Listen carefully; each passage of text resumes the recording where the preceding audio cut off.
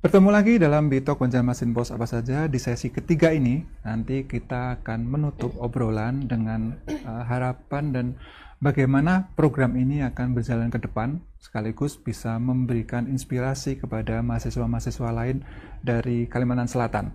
Nah, tadi sudah disampaikan mengenai apa itu program Indonesia Bright Future Leader dari Adaro, kemudian bagaimana prestasi yang sudah mereka dapatkan. Nah, di sesi akhir ini kita akan pengen tahu sebenarnya seberapa besar harapan mereka atas program ini ketika mereka sudah berada menjadi bagian di dalamnya. Nah, saya akan mulai dari Liana. Tadi sudah disupport dari beasiswa, non beasiswa ya, kan bahkan ada pelatihan juga didukung oleh Adaro, pelatihan ke ibu-ibu. Nah, sekarang apa harapan Liana ke depannya berkaitan dengan program ini? Atau mungkin ketika Liana masuk di dalamnya, kayaknya ini belum deh Adaro, meskipun tadi bisa disebut bahwa di ULM sudah paling istimewa nih Adaro nih. Nah, makanya tapi mungkin ada yang merasa ini mestinya Adaro juga membackup ini deh. Nah, silakan. Mungkin untuk Adaro sendiri menurut saya sudah sangat-sangat luar biasa. Jadi saya nggak punya kata-kata yang ingin disampaikan, cuman mungkin untuk Adaro terkhususnya saya sangat berterima kasih dan juga semoga kedepannya Adaro semakin jaya dan juga semakin maju untuk dapat membantu banyak anak-anak di luar sana. Mungkin saya ingin memberikan kata-kata aja buat Adaro. Selalulah jadi lampu menerang bagi hati-hati yang telah putus harapan terhadap keterbatasan keadaan. Dan semoga Adaro juga selalu menjadi sayap bagi para mahasiswa IBFL untuk terus menggapai impian. Mungkin itu saja yang dapat saya sampaikan. Adaro tetap maju. Amin. Amin. Ini kalau pantun tadi cakep gitu ya. Bukan pantun. Nah, terus untuk Salim nih. Tadi menceritakan bagaimana juga memberi influence pada yang lainnya. Nah, harapannya nanti kepada mahasiswa-mahasiswa atau semacam teman-temannya ya, nanti untuk kedepannya seperti apa ini, Salim? Baik, untuk dari saya pribadi, buat teman-teman yang masih siswakan, yang masih di SMA, apalagi yang berada di daerah operasional Adaro, kalian bisa mempersiapkan diri kalian mulai dari SMA, baik itu di bidang akademik maupun non-akademik, seperti kalian rajin belajar, tentunya mengikuti kegiatan perlombaan dan lain sebagainya.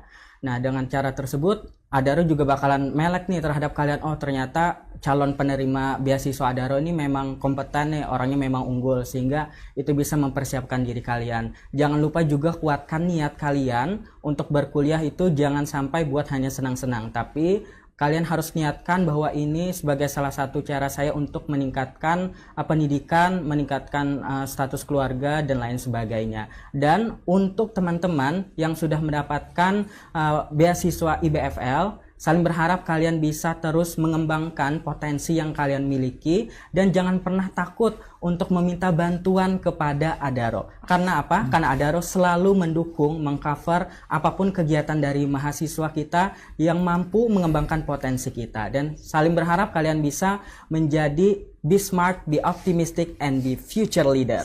Oke, IBFL. Mbak Morni ya. Jadi kan ini menjadi salah satu dari pilar Adaro Nyalakan Ilmu kalau nggak salah. Nah,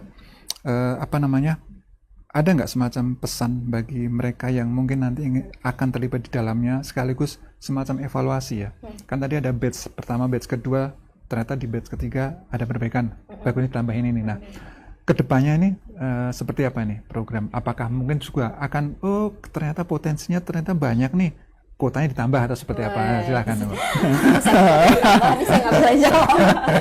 Oke, tapi untuk harapan saya sendiri, semoga di tahun depan ini kami masih ada beasiswa gitu harapannya. Tapi kalau misalnya nggak ada, semoga anak-anak di luar sana yang pengen kuliah jangan putus harapan gitu, karena memang beasiswa itu nggak cuma dari Adaro gitu kan, banyak instansi atau apapun itu yang menyiapkan beasiswa gitu. Jadi jangan pernah putus asa, karena memang dengan pendidikan itu kita bisa mengubah masa depan gitu sih. Intinya tetap harus termotivasi, kerja keras, kejar cita-cita setinggi mungkin gitu. Mungkin salah satunya ya lewat pendidikan S1 ini, seperti itu sih harapannya. Oke. Terus karena masih ada ya, mereka nanti kan ini kan akan jadi alumni Oke. Ketika alumni mungkin juga masih ada keterikatannya dengan Adaro. Nah, bagaimana juga untuk mereka nanti yang sebagai alumni kan tentu saja juga masih membawa nama Adaro di dalam mereka nanti bekerja atau seperti apa, Mbak? Nanti bagaimana nih semacam memberikan bekal, memberikan pesan ke mereka nanti ketika mereka akan berada di luar dari Adaro. Karena tadi disampaikan bahwa tidak semuanya otomatis bekerja di Adaro. Gitu. Iya. Untuk mahasiswa IBFL sendiri gitu kan yang sudah dapat berbagai macam pembinaan nih dari Adaro gitu, saya yakin kalian pasti bisa memanfaatkannya sebaik mungkin untuk bersaing di luar sana gitu.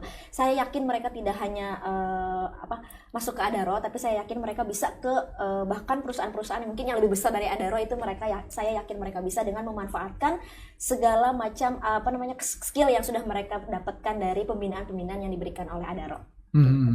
Oke.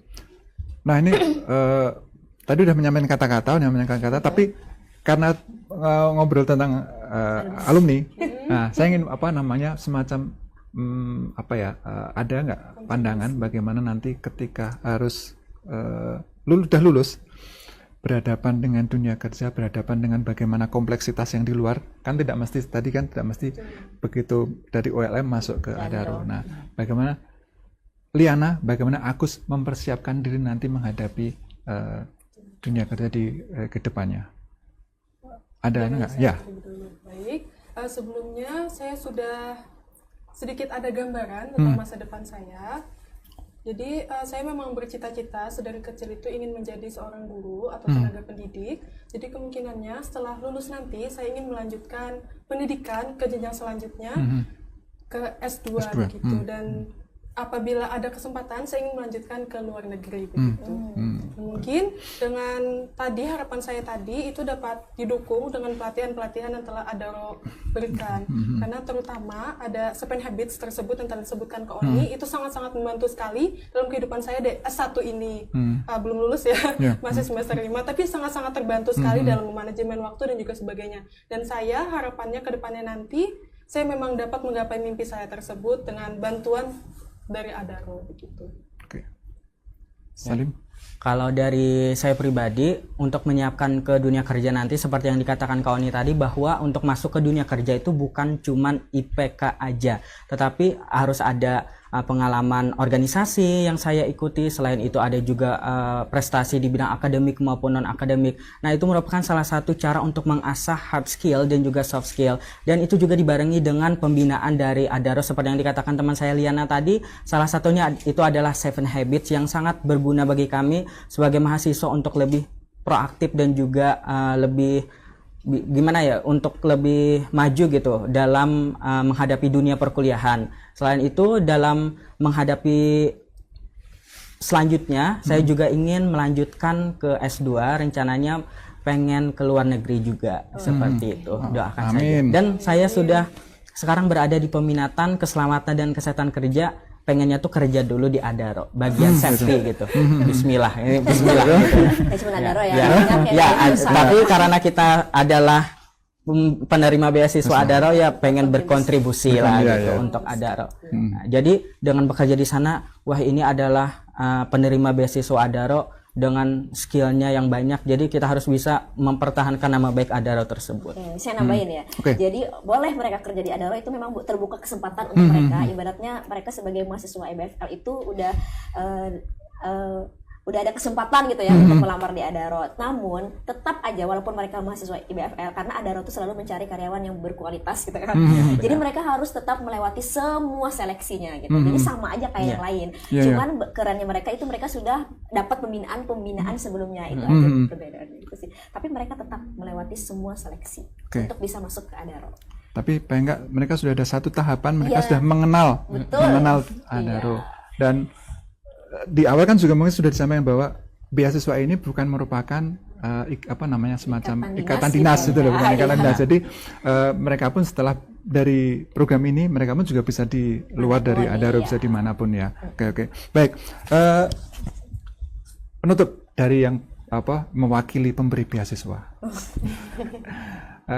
Pesan dan harapan bagi mereka yang mungkin menonton acara ini, mereka yang ikut serta dalam program ini, apa yang mereka harus persiapkan, apa yang mereka harus istilahnya pupuk dari saat ini agar mereka bisa seperti Liana, bisa seperti Salim. Silakan. Oke. Yang pertama itu tadi nggak boleh putus asa ya. Oke. Walaupun kalian dari keluarga yang dikatakan kurang mampu gitu ya, tapi tetap semangat untuk meneruskan pendidikan itu bisa dicapai melalui berbagai hal. Jadi kita misalnya bisa aja mencari beasiswa gitu kan, atau bisa aja kita coba masuk dulu, karena di kampus itu saya tahu banyak banget beasiswa gitu kan. Nggak cuman ya kan gitu. Jadi dimanapun, bahkan saya sendiri waktu itu memang di IPB ya, itu saya juga di IPB itu 80% mahasiswanya beasiswa semua. Jadi harapannya untuk anak-anak SMA yang mungkin nonton acara ini gitu ya, harapannya kalau memang mereka sudah punya termotivasi untuk melanjutkan pendidikan ke jenjang yang lebih tinggi, itu harapannya lanjutkan gitu, jangan sampai stuck dengan kendala yang ada seperti itu. Itu sih harapannya untuk mahasiswa di luar sana. Nah, untuk mahasiswa penerima IBFL sendiri, itu saya berharapnya mereka bisa memanfaatkan kesempatan ini sebaik mungkin, karena mumpung jadi mahasiswa IBFL, kapan lagi gitu dapat berbagai macam pembinaan yang itu keren banget gitu kan. Apalagi ini starafnya udah internasional, kayak kita tuh memang pembinaan mahasiswa kita yang IBFL itu kita memfasilitasi ULM untuk bekerja sama dengan Dunamis. Ini sudah standarnya internasional gitu kan. Mereka udah punya lisensi untuk memberikan training kayak 7 Habits, Pioneer Voice dan lain-lain, dan itu sangat berdampak ke mahasiswa kami seperti itu. Oke. Baik, terima kasih Mbak Morni, Liana dan Salim sudah sharing, sudah ngobrol tentang beasiswa Indonesia Bright Future Leader ini, bagaimana menunjukkan istilahnya Adaro peran sertanya dalam ikut mendukung dan mengembangkan sumber daya manusia di Kalimantan Selatan ini. Pemirsa, demikian tadi obrolan kita kurang lebih 1 jam dengan Adaro. Paling tidak dengan cara ini, teman-teman atau mereka yang ingin ikut serta, nanti ingin mencoba juga ikut ambil bagian dalam program ini, seperti halnya tema kita pada hari ini, prestasi tanpa batas. Jadi tetap jangan putus asa, karena Anda pun juga bisa meraih prestasi tanpa batas di depannya. Demikian dari saya, salah kata mohon maaf. Assalamualaikum warahmatullahi wabarakatuh. Waalaikumsalam warahmatullahi wabarakatuh. Download Tribun X sekarang, menghadirkan lokal menjadi Indonesia.